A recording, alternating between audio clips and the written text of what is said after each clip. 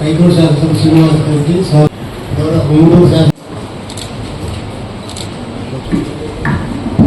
అందరికీ నమస్కారం. ఐ వాంట్లీ వెల్కమ్ గంట పద్మశ్రీ గారికి and all our order MLAs.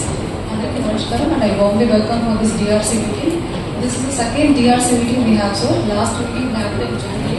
So after that కొన్ని టాస్క్లో ఈ కమిటీ మాకు ఇవ్వడం జరిగింది సార్. దానికి యాక్షన్ టేకన్ రిపోర్ట్ ఒకటి and there are few agendas which we open sir. దానికి కూడా ఇప్పుడు మనం స్టార్ట్ చేస్తాం సార్.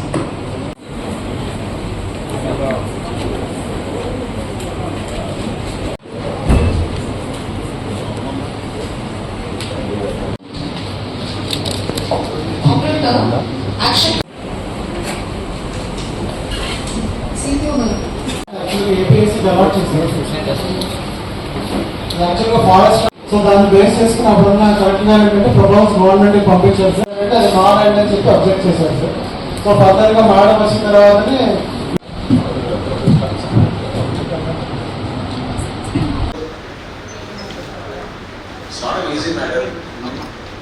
ప్రాసెస్లో ఉన్నప్పుడు ఎవరికైనా ఫాలో అప్ చేయాల్సింది. టైటిల్ ఆఫ్ ద ప్రాపర్టీ అనేది యాక్చువల్గా మనకు రావడం లేదు సార్. అంటే ఏపీఎస్సీ వస్తుంది సార్, బట్ టైటిల్ ట్రాన్స్ఫర్ అనేది యాక్చువల్గా చేయడానికి లేదు సార్. చెప్పారు ఇది వాస్తవం, క్షేత్రస్థాయిలో ఉన్న పరిస్థితులు.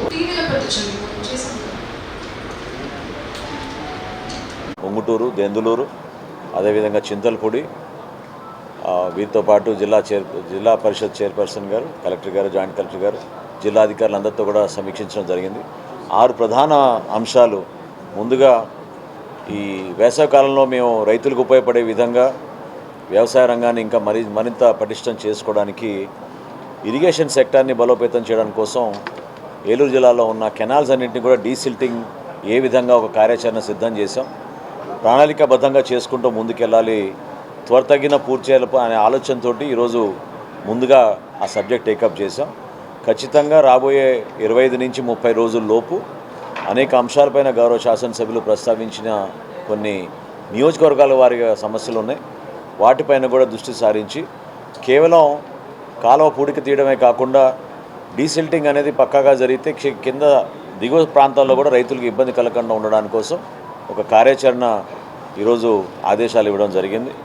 దాంతోపాటు జాతీయ హామీ ఉపాధి పథకం కింద మన జిల్లాలో ఎన్ని పని దినాలు ఇప్పటివరకు పూర్తయినాయి, టార్గెట్ ఒకటి పెట్టుకుని మనం పని చేసుకుందాం వేసవికాలం పూర్తయ్యే లోపు అనుకున్నప్పుడు ఈరోజు ఇప్పటివరకు జరిగిన పనులు 40% అయితే కొత్తగా మేము వాళ్ళకి ఇచ్చిన టార్గెట్ ప్రకారంగా 65% వరకు ఎట్టి పరిస్థితుల్లో కూడా జూన్ 15వ తారీఖు కల్లా పనులన్నీ పూర్తవడానికి ఈ జాతీయ ఉపాధి హామీ పథకం కింద ఈ పనులు టేకప్ చేయమని కోరడం జరిగింది.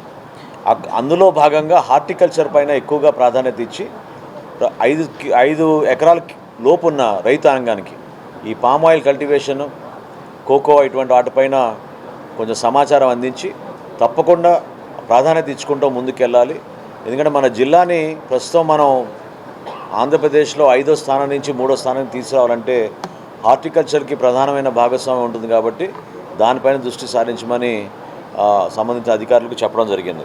అన్నిటికన్నా ముఖ్యం, రాబోయే విద్యా సంవత్సరంలో మన ప్రభుత్వ పాఠశాలలో ఖచ్చితంగా ఎక్కువ మంది పిల్లలు చేరేటట్టు ICDS అంగన్వాడీ సెంటర్స్తో అనుసంధానం చేసుకుని ఆటోమేటిక్గా ఒక ట్రాన్స్ఫర్మేషన్ అక్కడి నుంచి వచ్చి మన పాఠశాలలో చేరే విధంగా దాదాపు 13,000 మంది విద్యార్థులు ఆ విధంగా సిద్ధమవుతున్నారని కలెక్టర్ గారు మా దృష్టికి తీసుకొచ్చారు. గత సంవత్సరం కన్నా పోల్చుకుంటే ఒక గణనీయంగా పెరిగే విధంగా ఒక కార్యాచరణ రూపొందించాం. అదేవిధంగా రాష్ట్ర వ్యాప్తంగా విద్యార్థుల్ని ప్రభుత్వ పాఠశాలలో తీసుకురావడానికి ఒక వారం ముందే ప్రక్రియ మొదలు పెడతారు. కానీ మన జిల్లాలో ప్రత్యేకంగా వీలైతే ఇమీడియట్గా సోషల్ మీడియా ద్వారా, ఇతర మాధ్యమాల ద్వారా ఎక్కువ మంది బిడ్డలు మన ప్రభుత్వ పాఠశాలలో వచ్చేటట్టు మనం ఒక కార్యాచరణ సిద్ధం చేసుకున్నాం. ప్రభుత్వ మోడల్ స్కూల్స్ అయితే ఉన్నాయో వాటి గురించి గౌరవ శాసనసభ్యులు ప్రస్తావించారు.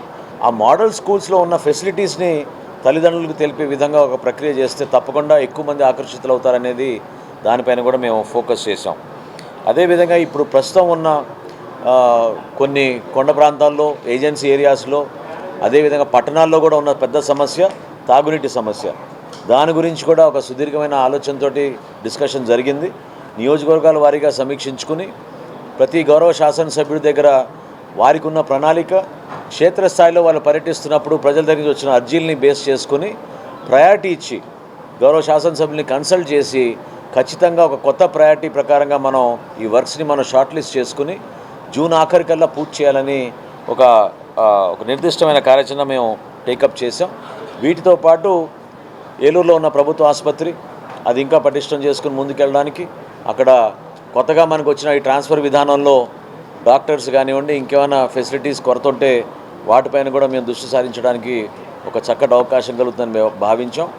వ్యవసాయ శాఖలో అదేవిధంగా ధాన్యం కొనుగోలు విషయంలో ఎక్కడ కూడా మన జిల్లాలో వెనకడుగు వేయకుండా ఈరోజు వరకు రబీలో ఊహించని విధంగా 2,50,000 మెట్రిక్ టన్నులు ధాన్యం కొనుగోలు చేసాం మనం ప్రభుత్వం నుంచి. కూటమి ప్రభుత్వం ఏర్పడిన తర్వాత గతంలో ఎప్పుడు కూడా ఈ స్థాయిలో జరగలేదు. రాష్ట్ర వ్యాప్తంగా ఈరోజు వరకు 12,400 కోట్ల రూపాయలు ఖరీఫ్లోనూ రబీలోనూ ధాన్యం కొనుగోలు చేసి రైతుల ఖాతాల్లోకి 24 గంటల్లోపే మేము జమ చేశాం. ప్రత్యేకంగా నేను ఇంకోసారి చెప్తున్నాను, గత ప్రభుత్వంతో పోల్చుకుంటే 8,40,000 మెట్రిక్ టన్నులు అదనంగా ఈ ప్రభుత్వం వచ్చిన తర్వాత మన ప్రభుత్వం ఖచ్చితంగా మేము కొనుగోలు చేయగలిగాం. రైతుగా భరోసా ఇస్తున్నాం. ఇందాక గౌరవ మంత్రివర్యులు గారు ప్రస్తావించినట్టు ముఖ్యమంత్రి గారు ఇచ్చిన ఆదేశాల మేరకు తడిచిన ధాన్యం కానివ్వండి, రైతులు ఎక్కడ ఇబ్బంది పడుతున్నా కానివ్వండి, దళారులకు మాత్రం మీరు దయచేసి అమ్మబాకండి. ప్రభుత్వం ఖచ్చితంగా ప్రతి గింజ మీకు కొనే విధంగా ఒక మంచి ప్రణాళిక సిద్ధం చేసుకున్నాం. జిల్లాలో రబీలో కూడా దాదాపు 140 రైతు సహాయ కేంద్రాలు ఏర్పాటు చేసి అన్ని ప్రాంతాల్లో కూడా సమానంగా ఎవరికి ఇబ్బంది కలగకుండా ఈ కార్యక్రమాన్ని ముందుకు తీసుకెళ్తున్నాం. రాబోయే డిఆర్సీలో ఒక నిర్దిష్టమైన ఆలోచన ఈరోజు ఫైనలైజ్ చేసుకున్నాం. అదేంటంటే జిల్లాలో ఉన్న ఇన్కంప్లీటెడ్ బిల్డింగ్స్ ఏవైతే ఉన్నాయో, అంటే 25% కన్నా ఎక్కువగా పనులు జరిగిన కార్యక్రమాలు బిల్డింగ్స్ ఎక్కడైతే ఉన్నాయో వాటిపైన దృష్టి సారించి ప్రత్యేకంగా స్కూల్ ఎడ్యుకేషన్ కానివ్వండి, ఇతర ఫెసిలిటీస్ కానివ్వండి, హాస్పిటల్స్ కానివ్వండి, వీటన్నిటిపైన కూడా సమీక్షించుకుని దానికి ముందు తీసుకెళ్దామనే ఒక ఆలోచన ఈరోజు ఖచ్చితంగా వచ్చింది. ఈ డిఆర్సీ సమావేశం ద్వారా ఇక్కడ ఉన్న అధికారులందరినీ కూడా అప్రమత్తం చేశాం. ఎక్కడ కూడా ప్రజలతో మనం మమేకమై ప్రజలకి జవాబుదారీత పెంచే విధంగా పారదర్శకంగా పరిపాలన అనేది జరగాలి. అంతేగాని గత ప్రభుత్వంలో జరిగిన కొన్ని ఆలోచనలు, ఆ విధానాలు ఇప్పుడు కూడా కొనసాగిస్తున్న అనే ఆలోచన ఎవరికి ఉన్నా కూడా దాన్ని మానుకోమని చాలా స్పష్టంగా రాబోయే రోజుల్లో ప్రతి ఒక్కరూ జవాబుదారీతనంగా పనిచేయాలని. ఎందుకంటే పత్రికల్లో వస్తున్న వార్తలు, బయట వస్తున్న సమాచారం దేనికైనా సరే మేమే దానికి రెస్పాన్సిబుల్గా ఉండాలి, బాధ్యత తీసుకోవాలి, ఇమీడియట్గా దాన్ని అడ్రస్ చేయాలి. అంతేగాని ఇష్యూస్ దాటివేసే విధంగా ప్రభుత్వ యంత్రాంగం ఎవరు కూడా దాంట్లో భాగస్వాములు కాకూడదని ఈరోజు అధికారులందరినీ కూడా అప్రమత్తం చేశాం. తప్పకుండా మేము ఇంకా అకౌంటబుల్గా ఉంటాం, ఇంకా ట్రాన్స్పరెంట్గా ఉంటాం. రాబోయే రోజుల్లో ఒక మంచి పరిపాలన అందించి ఏలూరు జిల్లాని అభివృద్ధి పందాల ముందుకు తీసుకెళ్తామని ఈ సందర్భంగా తెలుపుకుంటున్నాను.